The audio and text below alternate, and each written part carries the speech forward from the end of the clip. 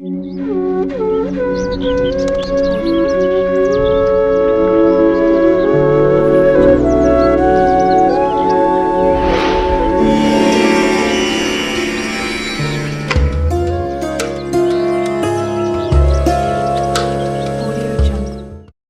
మంది చెప్తూ ఉంటారు, శివాలయంలో కొబ్బరికాయని కొట్టిన తర్వాత ఆ కొబ్బరికాయని ఇంటికి తీసుకెళ్ళకూడదు అని. నిజంగా అసలు మనం కొబ్బరికాయని శివాలయంలో కొట్టిన తర్వాత ప్రసాదం కింద ఇంటికి తెచ్చుకోవచ్చా, తెచ్చుకోకూడదా?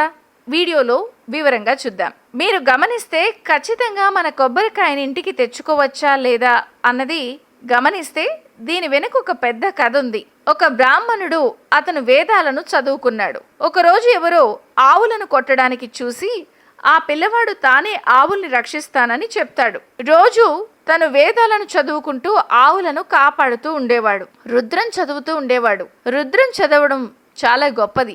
రుద్రం చదువుతూ ఒకరోజు ఇసుకతో శివలింగాన్ని కట్టి పాలని తీసి అభిషేకం చేస్తాడు. మనసంతా కూడా ఈశ్వరుడి మీద పెడతాడు. అయితే ఇసుకకి పాలు పోస్తున్నాడని తన తండ్రొచ్చి ఇసుకతో చేసిన లింగాన్ని కాలుతో తంతాడు.